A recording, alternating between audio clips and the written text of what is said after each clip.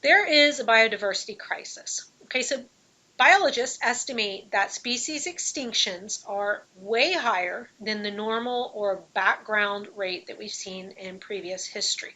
Okay, so if we talk about this a little bit more, the relative abundance is going to measure the number of species and the number of individuals of each species. And so if we look at this, there are a lot of different ways to talk about biodiversity. We can look at the unique ecosystems. We can look at ecosystem diversities. We can talk about genetic diversity. We can talk about species diversity, how many species are native to an area. Lots of different ways to talk about biodiversity and to measure biodiversity. Okay, this is a look at the current species diversity that we know. Notice that there is a difference between described and predicted. So many species have not yet been identified, they've not been characterized, they've not been named, but we know that there are more out there. So there is an extrapolation here. If we look at just the first two columns, you can see that with the animals, over 1 million have been described, but we predict that there are over 9 million, about 10 million different species out there. Okay, so we can see current species diversity, what we predict, and we do have evidence that shows that there is a rising number of endangered species. Okay, so notice here on this, if we're just looking at, say, the fish category, which is the light blue, that if we go from 2007 up to 2022, that the number of fish that are endangered is much higher than what it used to be. Okay, so we know that there is an increased rate of extinction taking place. This is a look at the biodiversity that we have across the planet. So in this map, the more colorful or more red, orange, yellow that you see, the greater the number of species. And we know that biodiversity is not equally distributed on the planet. In fact, we know that biodiversity tends to be concentrated kind of around the equator. That is one of the patterns that has been established over time. Now, there's a lot of different hypotheses as to why that is the case, and it could be perhaps because there are not as many seasons in that particular area. We're talking about a lot of tropical rainforest.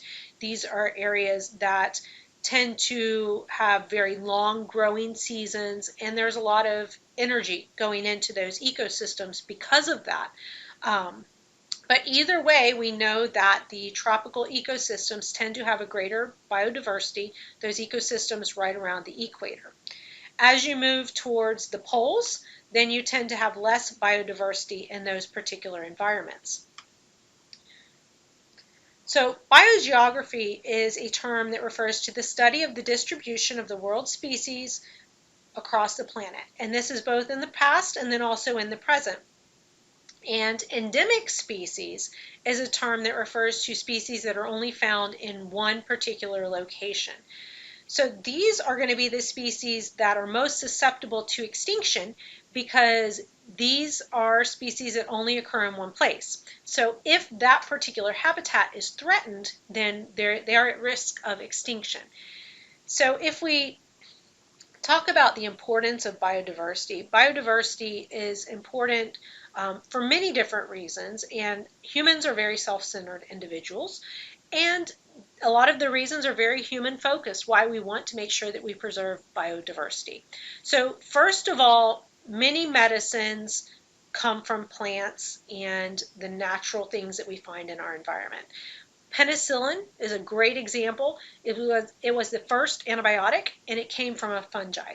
Okay, so penicillin, opium, okay, many of these different Taxol, which is a cancer drug, they have come from various plants that we have discovered in our environment that happen to have a chemical, a unique chemical in them that had a benefit to humans. There are so many plants and animals, things that have not been discovered yet, and they are expected to hold many potential cures and medicines within them. So it is important that we preserve biodiversity because we don't know what chemicals could we be eliminating that we never even discover. There are many ecological benefits just to being out and enjoying the atmosphere, the various ecosystems. So there's the pleasure aspect of it. There are many cultural importances to biodiversity. Um, there are many different plants that are potential crop sources, food sources for us as human beings. So over the last, say, 10,000 years, humans have selected various plants that have characteristics that were noticed as being useful, and they have bred those crops to come up with what we know today as our melons and the corn, the wheat that we regularly consume. So those are certainly important parts. So there are many, many different things. You can see them on this diagram here that biodiversity does contribute to us. And it is very important that we try to maintain the current level of biodiversity. Now, the core threat to biodiversity on the planet is basically humans. Okay, so there is a combination of human population growth and then use of resources. Both of these combined are leading to the decline in biodiversity. If we hit on some of the main features of all of that, you see one in this slide right here, and that first one's going to be habitat loss. Okay, so there is a great habitat loss, and when you have a loss of habitats, you are threatening the species in that particular location. So there may be animals that can no longer survive because they cannot find habitat for home.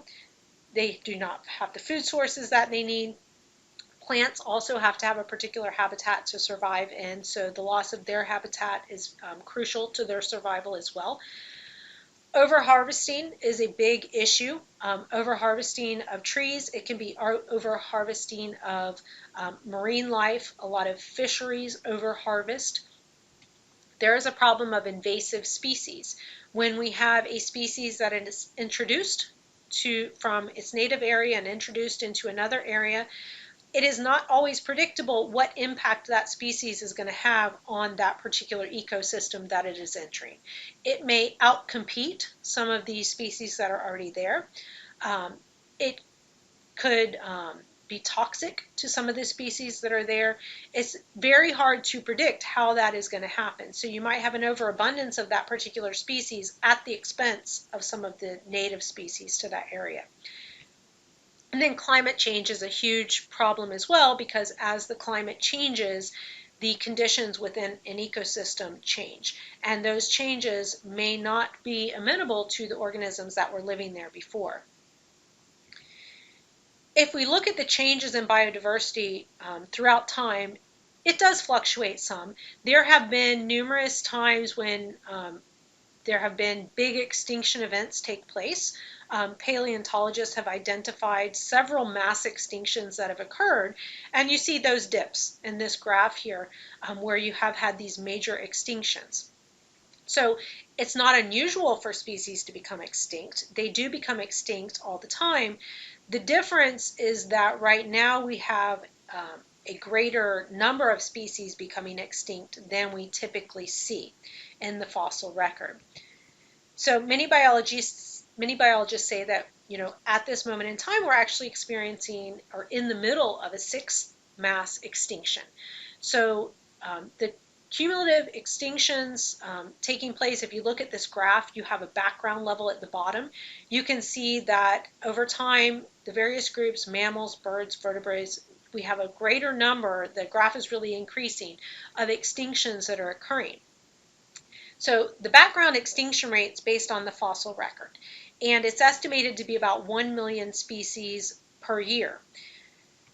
But current extinction rates are greatly exceeding that, so they're several times higher than that background extinction rate, and that is why a lot of scientists believe that we are undergoing a sixth extinction, and this would be a major extinction which is going to greatly lower or decrease the biodiversity that we have. So what can be done if most of this is human caused? Well, change in human behavior. And change in human behavior is certainly a hard thing to mandate and a hard thing to do. But there are many laws that have been established to try to impose changes on human behavior. So the Endangered Species Act is one of those. The Paris Agreement is a law that's to fight climate change. So there are many different laws that have been established, penalties that go along with many of those.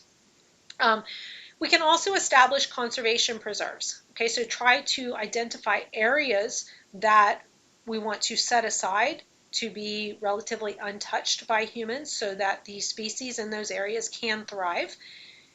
Another way is to restore habitats. So as the human population grows and there's a lot of habitat loss, and we can see habitat that has been lost, to try to go in and restore those particular areas in a way that the ecosystem can continue to thrive. So we want to restore those ecosystems. Hopefully they have individuals still there and they're not so completely destroyed that they cannot bounce back. One thing to note is that there are what are known as biodiversity hotspots. So biodiversity hotspots are geographical areas. They're being shown here on this world map. They're areas that contain high numbers of endemic species. And what we mean by endemic species is these are species that are only found in those particular locations. So the idea is that by identifying hotspots, we can kind of focus conservation efforts on protecting those particular locations. Because if we protect those particular locations, then we can probably protect more species in that particular location. So these are areas that are thought to have lots and lots of different species.